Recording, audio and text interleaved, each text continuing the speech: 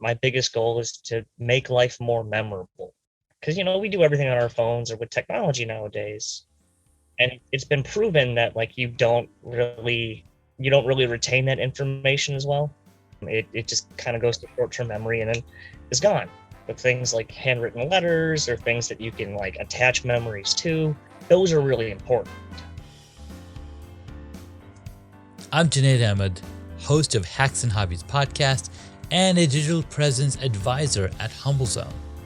This episode is brought to you by Home Studio Mastery. I launched a consultation and course program to help podcasters and course creators to create a space in their homes that'll reduce the friction of creating content and appearing their best when showing up on camera. The pandemic gave us a lot of issues, but this one is here to stay. We're now so much closer to our audience thanks to video becoming more popular and affordable. I help guide folks who want to create Hollywood-worthy studios to not only capture great content, but also build more confidence, more authority, and be more comfortable in front of the camera. If I can do it, you can too. And with my help, you can do it faster. So if you'd like to learn more, visit homestudiomastery.com and how you too can create a home studio that brings out your personality, professionalism, and possibilities. Thank you for tuning in to Hacks and Hobbies with your host, Junaid. We're visited by our amazing guests coming from all walks of life. Want to learn their story, their struggles, and their journey on how they got to where they are today. So stick around. Today we get to discover and speak with Skylar Sullivam. He's an artisan carpenter on a mission to make life more memorable, not just for you, but for everyone you come in contact with. In fact, this is Skylar's very first guest appearance on the podcast. So let's jump right in and discover Skylar Sullivam.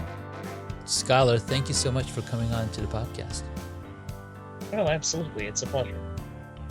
So tell a little bit about yourself and, where you got started, where the Skylar comes from, and what really got you involved in woodworking. See, that's kind of an interesting story. Because my mom taught me woodworking when I was really little. I grew up military, so we didn't really have a whole lot, but my first memory of it is we made this little wooden train, and it was just simple little like blocks, almost like a kit. Mm-hmm. Now we got the parts ourselves, and it wasn't a kit, but it looked like something that could have been like Saturdays at Home Depot. Yeah. But we put it together, and that was my first real memory of like woodworking. And ever since then, she taught me everything I know about woodworking. And it's just progressively got more advanced and just played around with it here and there. And eventually it evolved into like making pens and resin river tables and all kinds of weird stuff. But it was always, well, I don't have this, but I want this. Can I make this? Mm-hmm. Yes, I can. That's really cool. And I like how you say, you learned a lot of it from your mom, and that's the case for a lot of us. We learn from whoever's closest to us, and it's usually our parents. It either be it woodworking or playing with video cameras or working on the computers. It's a lot of human generational knowledge. Yes. Inspirational knowledge. We love to acquire, we love to, kids are sponges, right? Whatever we see is what we adopt and what we really get into. So what's some of the things that you've built over the years with this experience that you gained over the years? Well, like I said, I've made a handful of pens. I think that's really great. I've made like hope chests and bookshelves and like floating wall mounted like vanities, stuff like Mm-hmm. that. Probably my hope chest is the favorite thing that I've done. And what's one of the most difficult projects that you worked on, then you're like, okay, I'm sure there's a way around it? Most difficult. I made a stool. And the weird thing about like furniture that you sit on, like chairs and stools, not necessarily couches, those are still kind of square, but like stools and like chairs, like I rebuilt the one that I'm sitting on now, even. Um, it looks like it's all straight, but Mm-hmm. then when you get down to it, well, it's actually like a slight degree, and like there's a taper, and this is, an inset. They call it like a mammoth tooth stretcher. That's where the triangle piece fits through it and Uh-huh. locks all in place. Um, those are really difficult because I don't have a lot of experience carving with my hands and chiseling things out.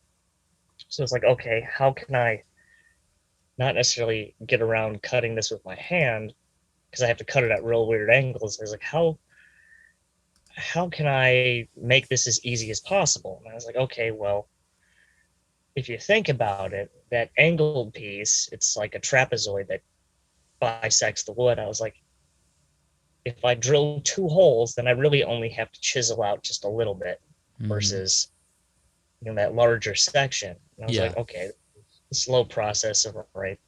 This is the right angle. These two holes can be straight, and then I just have to chisel out those little triangular pieces. And that's to me, that's what's really fun about carpentry is like, how can you cheat and still make it look good? No, that's so true. And the beautiful part about carpentry and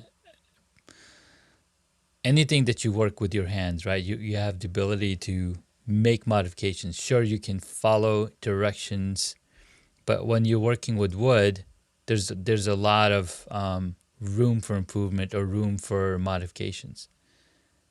But the bed that I built, right, it was just MDF boards with laminate on top.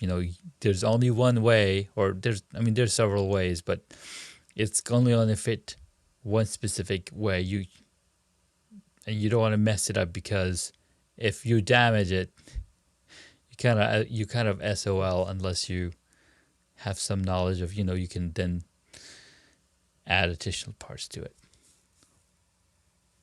That's What? fair. Yeah. Like, because with my day job, I professionally repair furniture. Mm-hmm. Um, I'm a service repair analyst, and a lot, even from a higher end furniture store, still a lot of MDF. So if you mess something up, or MDF is one of those things that once it breaks, it kind of stays broken, Yeah. or like it continually falls apart along the way. Yes.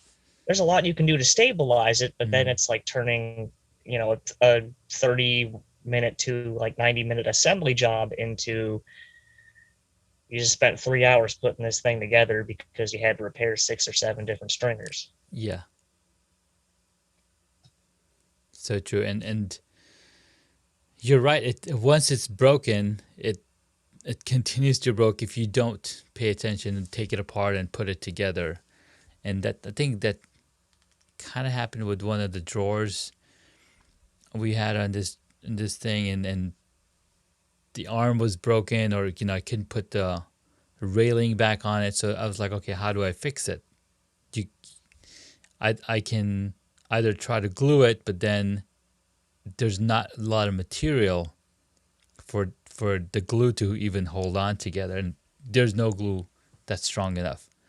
So luckily, the sides were a way that you can flip it around and then put the railing on the other side. So Right. they had one way of kind of built-in solution to solve your problem. If you broke this, you could fix it by flipping it around. Well, that's fair. Nice. So, what are some of the motivations for the things that you do? Why'd you get more into woodworking and being a service repair person for furniture? Well, I'm sure they didn't mean it like an insult, but I was once told that I see the world differently. Mm-hmm. Um, and at the time, it was kind of they didn't mean it as an insult, but it felt like that. But then over time, Oh, interesting. Okay. I've kind of realized that I do see the world differently. My biggest goal is to make life more memorable. Hmm.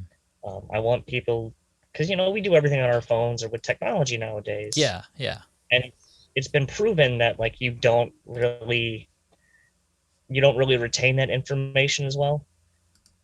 It just Yes. kind of goes to short-term memory and then is gone. But things like handwritten letters or things that you can like attach memories to, Yeah. those are really important. And I kind of go off of that, and I'm like, all right, well, what am I in the mood to do? I want to do something fun. Hmm. Like I made this, I don't know, almost like a year ago. It's a piggy bank. It looks like a platypus. Um, why did I do it? Just because, but now I have, a piggy bank, and I remember breaking it down and making the blueprint, and now every time I put my change in it at the end of the day, I'm like, you know what, that was a fun day. I got to do something neat. No, that's really creative, right? Creative ways to work with the materials that we have. Now, over the weekend, we created my kids and I. We love Lego bricks, and we like building stuff. And but the biggest problem is when you have a lot of broken down sets in a bin, you can't really find the pieces that you want. It takes forever, right? So over the past week, I ordered a sifter, a block sifter. So the largest pieces stay on the top, and then the smaller they are, they go through the strainer, and then you can kind of break them apart. But then I was like, okay, still we need more ways to separate pieces together. So I ran into this website, and this guy showed us a design of what he was doing. He's like, well, you could get a computerized or sorter, but there's 1,800 different categories of Lego bricks. It's Hmm. impossible to store every single one in a separate container. And then, unless you have millions of pieces, maybe that might work for you. But if you don't, you just need a simpler system. So he basically created a table with 8 channels running down. Underneath each channel, he had a box. So then you could quickly separate 8 different types Hmm. of things together.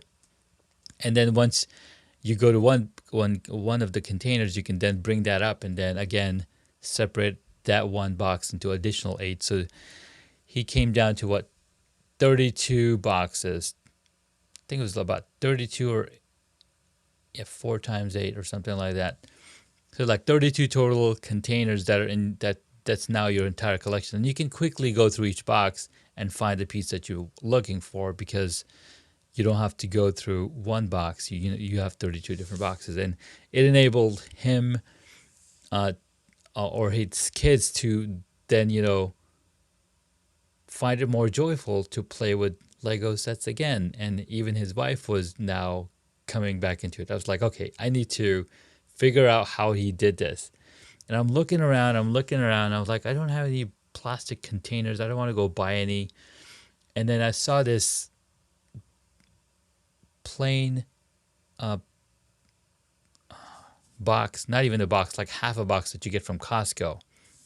And I was like, hey, this is perfect. It's got opportunities that I can build little doors and have these cardboard channels running down. So I sat down with it, and my kids are playing with their Lego pieces, and I'm like cutting out the sides, and they're like, Dad, what are you doing? I'm like, well, I'm building a Lego sorter. I'm like, how is it even gonna work? I'm like, just watch.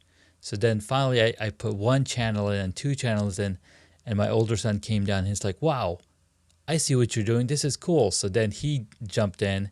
Finally, he finished. We all finished working on it, and then they really got involved. Like, oh, we can sort it this way, and then they're like talking to each other. And because I shipped honey back a few months ago, I ordered like 100 boxes to ship only use 25 or something. So I took those cardboard boxes and I placed them underneath each of the channels. Now what's cool is that, yes, this is a pretty cool little toy, little sorter. But then I was like, what if this was made out of wood? If it was built in to a Lego desk that you can pop out and, punch these holes in there and then just stick the box underneath, and then you just sort out your piece, and then now you're done. So there's different motivations for all the things that we like to get into, because not only are we working with our hands but are also engaging our mind. Like, how can I make my life easier so that I can have more joy playing with these toys?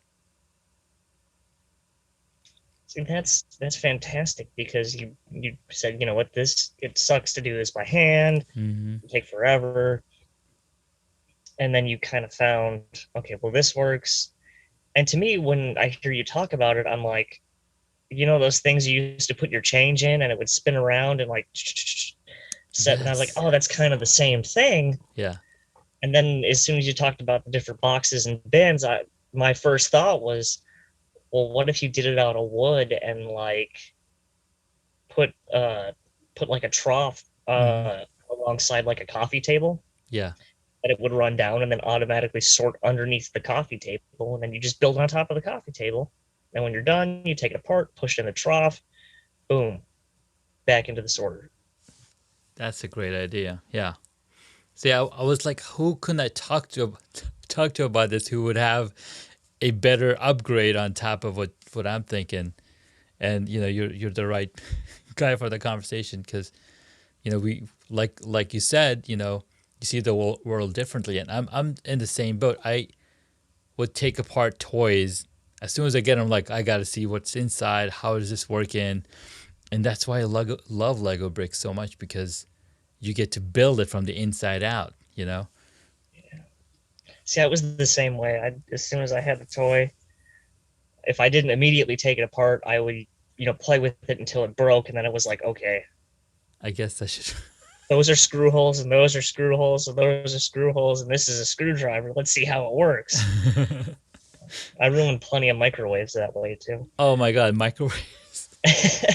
Well, I know how to fix them now though, so like There you go. it fits. Nice. One thing that I was looking to at least build, or I saw this. So I've built some projects with PVC pipes. So if this was before I messed around with wood, and I actually created a kind of like a standard, but it was like a walker for kids. And this was when my oldest was 9 months old, and basically it looked like the lunar lander, where it had four legs on either side, and it was all made out of PVC pipes with with a ton of turns and angles and 3 points.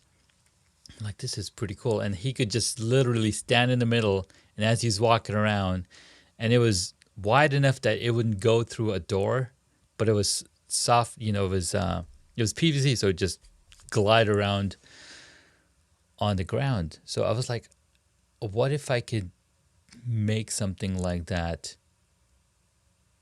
and then you can like attach camera gear to it and attach different types of things. But of course my son ran out, he grew out of it, because Right. kids, they eventually start walking. But it was a really cool little kit. But that was all with PVC. And I was like, what if it was made out of wood, or what if it was made out of a different material? And Hmm. where was I going That's with that pretty neat. conversation? But that, yeah, it all comes down to, right, ingenuity and how we use our brains to solve our problems. So before we go any further, as we come back to the episode, Skylar's going to share 3 hacks to take away that they can apply in their immediate lives, and on how to be a better tinkerer and looking at the world a different way. All right, this is our little break time. What do you think of the episode so far? Do you think we're going in a good direction? Do you feel? Oh, absolutely. It's interesting and still kind of, I wouldn't say educational, but it's inspiring. That's the word I'm looking for. It's kind of inspiring, but still fun. It's not like Ed Milet's a great guy, but Yeah. when you hear him talk, it kind of feels like he's yelling it at you. I don't know if that's because he's like 6'20" and like 1,000 pounds of pure muscle, but it's just kind of the impression I get from him sometimes. Got it. Yeah. Yeah, he's a huge man. He's a huge being. All right.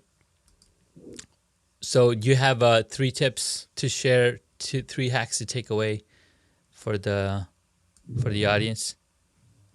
So I'm going to cue it up. Probably the first and most important thing is. Hold on. I'll bring us back in. Hey guys, thanks for listening, and we're here with Skylar Sullivam talking about woodworking, about the creativity of the mind, and how to look at the world differently. He's got 3 hacks to take away on how you can start looking at the world differently, because when we look at the world differently, you figure out things that were there in front of you, but you didn't know existed. So, Skylar, take it away. Absolutely.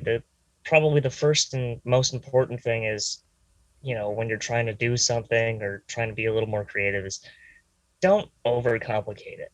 Look for like, what is the simplest way to get it done?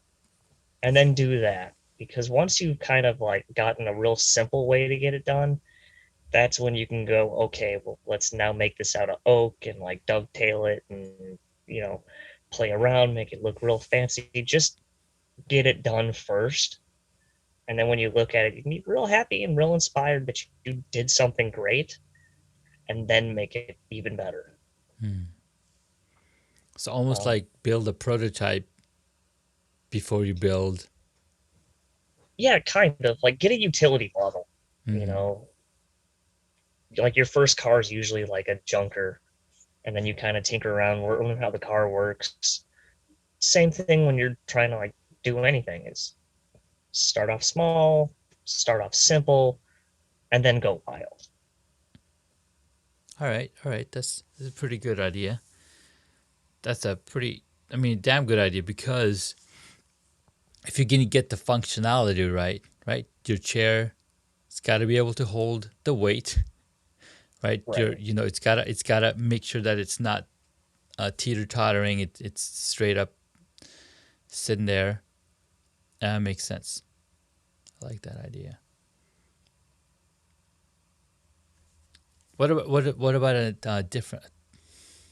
How about another tip on? So the first thing is that you mentioned is keep it simple and try it out, right? So what about tip number 2? Take inspiration from, your childhood, or what really, like, what makes you happy, like Star Wars and Legos and stuff like that. Well, let's say you're gonna build that coffee table with the funnel and the sorter and all of that. Mm-hmm. Maybe you want to get a big vinyl Boba Fett head and just lay that out in the very center of the coffee table, and maybe, put some on the legs of the coffee table, make it kind of look Star Warsy, steampunky, kind of rustic, like the wings of a X-wing, like standing up. That'd be cool. Yeah. And when you take inspiration from like what you love or like what you grew up loving, even if it doesn't look great, you know what it's supposed to look like. You know what it's supposed to be. Like it makes it more enjoyable for you. Like I have a coat rack. I love The Legend of Zelda. And I have a coat rack that, whatever, it's coat rack, it's fine. But it says on the coat rack, it's dangerous to go alone, take this. And it's got the 3 different little armors. And those are just a little vinyl cutout. And you know, And to me, that makes it fun. That makes it more enjoyable. Oh man, that's I like that. I like that a lot because you're right. The journey out there is always dangerous. So take a weapon with you, or take a friend with you, or take your jacket with you because it might be cold out there. Exactly. Skylar, it's been really fun talking to you. Let's take you let's take you to a journey of finding a little more about you. All right. So towards the end, I like to ask these fun little questions that take us a little deeper. What is the one hobby that you wish you got into? See, that's a great question because I've tried a whole bunch of different things. Um, but I kind of wish I took photography more seriously. Hmm. I really wish, like videography, photography. I never was really into it because my mom was a photographer. Like she did it professionally. She's got degrees and this, that, and the other thing. And now that I'm trying to, run my own business and do Yeah. more and kind of vlog and YouTube and all that, I'm like, man, I wish I knew more about the basics. Yeah. Now photography is amazing, and I've been lucky enough to play with that with the cameras at a very young age. My uncle was like, "Hey, if you give me $1, we'll give you this camera." And it was like an event. It's like it was almost like Christmas, and then we were just doing exchanges. So in the month of Ramadan, which is going on right now, where we fast for 30 days, at the end there's a thing called Eid, and we celebrate fasting. So something that the adults they do, they give money to the kids. So my uncle's like, well, for an exchange for $1, I'll give you this camera. I'm like, all right, let's, I'm all in. Here's $1. So this was a film camera that I played with for at least a good 3-4 years, maybe even more. I don't remember where it went, but I did take a lot of photos with it, and it got me keen into, I didn't even know what I was doing, but the more I looked into it, it was more exciting. And then my dad used to work for this company where after working there for 15 years, I think they gave him a video camera. Like, here's your 15-year anniversary gift. So then I started playing with that camera. So over time, I've just been, you know, attached to that piece. And one of my good friends, he used to do film. He used to take photos of weddings and take film of weddings. And I was like, well, that's something that I don't want to do because that looks really hectic. But I got to play with the video that came out of those cameras and, the system and the software that went into it because I was into tech. So combining all of that, was really interesting, getting into it. And if you're looking to do content for anything right now, video is huge, right? We've seen that on TikTok. And I watch all these TikTok videos of woodworking because they're so fascinating, and they're creating these funny little joints, like a little dog bone between two pieces of wood, so then Oh it yeah. holds it together. It's like, whoa, I didn't even think that was something people would come up with. So really fascinating. What did you want to be when you were a child?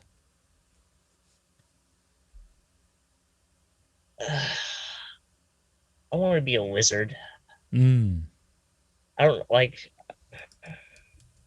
because when I about turned 11, that was like hmm. when Harry Potter came out, Yeah, and our birthdays are like around the same day, like me and Harry Potter or whatever. So I was really excited. I was like, I want to be a wizard. I want nice. to do cool stuff, and I want to, change the world by doing magic, and I was like, that's what I want to do. And I do a different kind of magic now, and I'm still planning on changing the world, but Yes, I love that. Yeah, my kids love the Harry Potter series. I've seen most of them, I think. I didn't get the chance to read the books, but my son, he read the books within, like he finished all 8 books or 7 books in within a couple of weeks. He's a really fast reader. Hmm. Really fun. What is your favorite movie or TV show? So my favorite movie is like Jurassic Park, but my favorite TV show is it's like a tie between MacGyver and The Highlander, which Okay. is weird because both of those ended when I was like 4, but like reruns Yeah. kept me alive. Yeah. Um, And just MacGyver was MacGyver cool. is one of my favorites as well. But Highlander I didn't really get into. Well, Mom was really into the Highlander, so Mm, I was like, "This is cool." There's like an interesting story. yeah. Uh, Plus, I oh man, I know his name. Whoever played Duncan MacLeod, like the main Highlander guy, he has a fascinating story, and he's done a whole bunch of cool little movies along the way and stuff. So like I respect the hell out of him. So it was one of those. I like the Highlander things. Nice. That is amazing. All right, man. On to the next question. What movie would you choose if you got to play a character in it? I was gonna play a character in a movie.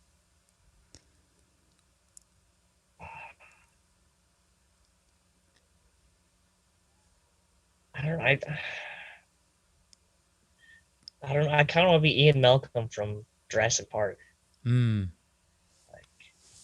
because I have a degree in statistics and like I'm really into math. Yeah, yeah, yeah. He mostly spits out like gibberish in the movies. Like it just they're sciencey words, but at the same time, like I read the books and like the Hmm. books were really smart. Robin Cook is a phenomenal author, Yeah. and just you know, I don't know why, but I kind of resonate with his aloof chaos theory. Nice. I like that. That's pretty cool. What's funny is that there's a book that I'm reading right now called Storyworthy, and he mentions Jurassic Park a lot. It's like Hmm. you might think that the movie Jurassic Park is about dinosaurs, but it's not. I'm like, what? Yeah, it's about a man changing his mind from not liking kids to liking kids. Like, whoa. Actually, I never thought about it that way. I'm like, oh my God, what are you doing? He's like, this chapter is going to ruin every single movie for you. I'm like, oh my God, don't do this. I love movies. And it was really nicely done. So check out Okay, that I'm book. It's called Storyworthy by Matthew Dix. all right. I'm writing that down. Nice. Next question. Who is your favorite superhero? I don't know if you can see that or not. I can't. It's Oh, it's way down. Superman. Yeah, Superman. that's All right. absolutely. Yeah, I've always kind of been a Superman fan, but there was a couple years ago where I had a neurofibroma cluster, which Mhm. is essentially nerve cancer. Oh, wow. And as I was going through treatments and stuff, and I was all bandaged up after surgery, I came across the Superman All-Star comic book line. And one of the stories in that is, you know, he gets cancer, like something happens, Lex Luthor hit him with a ray or whatever. He's got 10 days left to go. Wow. That's all Superman's got. And in those 10 days, if you think about it, if you know for a fact you have only 10 days, you have every right to be a terrible person, Yeah. right? Especially when you're the strongest being in the universe. You have every right to just be upset and not do anything and just be horrible. But even with that, he sticks to his guns and he does the right thing and he saves people and he has fun and he does all of these things that you know he didn't have to do. Like, Yeah. why would you? But it was the right thing to do. So he's gonna save the girl who's jumping off the building because she can't deal with it anymore. She's struggling, or Yeah. gonna go on a date with Lois Lane because, why not? You know, he fought the Ultra Sphinx and solved the riddle and stuff like that. And when I was reading that and I was all bandaged up, like had to keep it above certain levels, this, that, and the other thing. And I was like, you know Yeah. what? That's what I want to be like. Not necessarily only have 10 days, but I was like, Mm. even in the worst circumstance, I want to be the best that I can and do what's right. And I think that's what really pulled me into coming to talk to you is the story that you shared on your profile, right? Right. Doing the right thing because this father didn't have the right instructions to build this bed. And you're like, the right thing to do is to go help solve that problem, to go help have a bed for his daughter so that she can sleep in her bed. So, do you mind sharing that story with us? Yeah, absolutely. I have to be super careful though, because, my company may decide that they don't want me to work there anymore. But Well, we're not gonna use any names. right. But like this guy bought this bed, and he had always bought in like IKEA furniture or like Wayfair furniture, and you assemble it yourself and you put it together. Um, so he's like, okay, I just need it delivered. I don't need it assembled. I don't, you know. But somewhere along the lines of communication, that information was lost.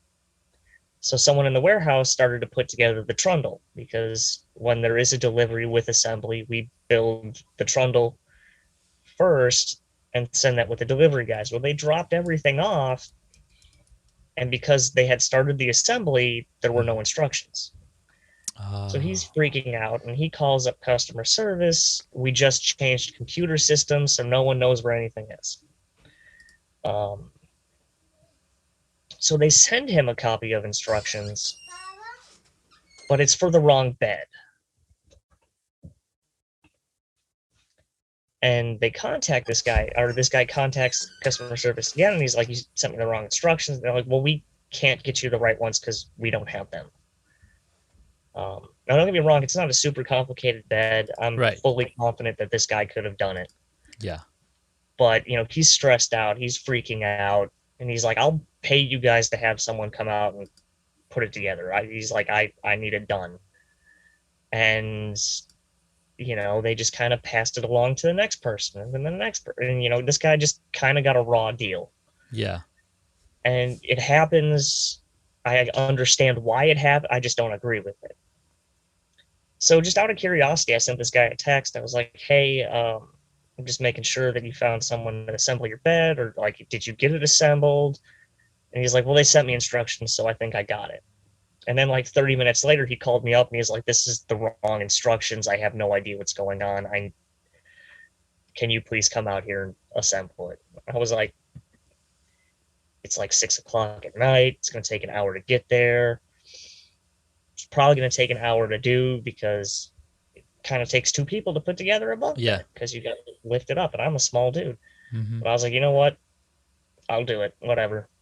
I don't have anything else going on today." I went out there and I assembled a bed, and he's super grateful because he feels like he got the runaround with the company, and he kind of did, sure.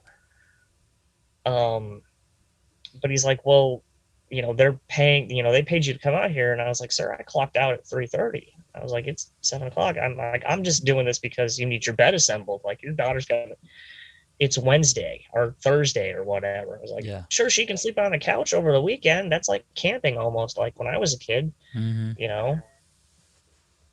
And but that's not like a long-term solution.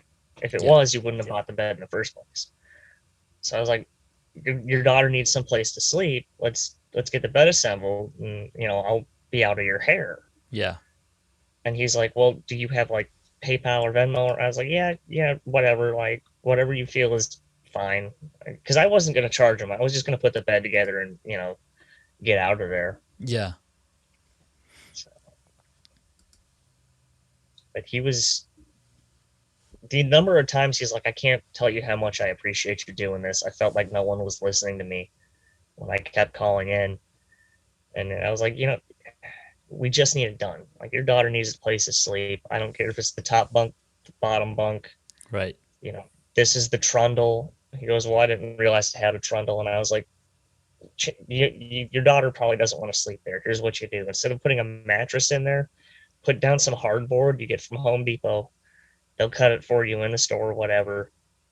And now you have a rolling storage container, And he's like, oh, I'm going to do that, actually. That's a better idea than what I was thinking, and talked him through a little bit of maintenance, or like if you scuff it up, because it was a white bed. So like white gets dirty. I was like, if you scuff it up or mess up the paint, satin white, if anything gets damaged, hit it with a little bit of super glue, then sand it with a little 320 sandpaper, and then paint on top of that, and it'll be fine. And he's just super grateful that somebody actually listened to him. And I was like, it's just the right thing to do. I was like, it needs to get done. It's like you were Superman without, just like, hey, I'll come to the rescue and get that done. In a way, yeah, I guess so. Yeah, because Superman doesn't ask for anything. Like, hey, if you need to be saved, and I'm here to save. Skylar, it was so much fun talking to you. Thank you so much for your time, man. The last question that I ask my audience, my guests, I keep messing that up. The last question that I ask is, if you were a board game, what would it be? Chutes and Ladders. Because life has ups and life has downs, but at the end of the day, you get through the board. Yes, you do. Awesome, man. Well, thank you so much. Where can my audience find you? They can find me on Facebook. They just search Skylar Sullivan. I have a website, theskymaker.com, where I kind of post my pens and stuff. And I'm on YouTube. If you search up Homeless to Homeowner, that's my channel. Those are my videos, because I currently live in a camper in the middle of nowhere. So beautiful. Wow. Well, Skylar, thank you so much. We'll be sure to include all of the links to all the links in the show notes. And thank you so much again. And all the best to you. Let me know if you have any questions, and we'll go from there. Thanks so much. Thank you. Thank you for listening to Hacks and Hobbies. You can find additional information on the guest today on the website hacksandhobbies.com. Please feel free to subscribe to the podcast so you don't miss out on upcoming interviews with amazing guests.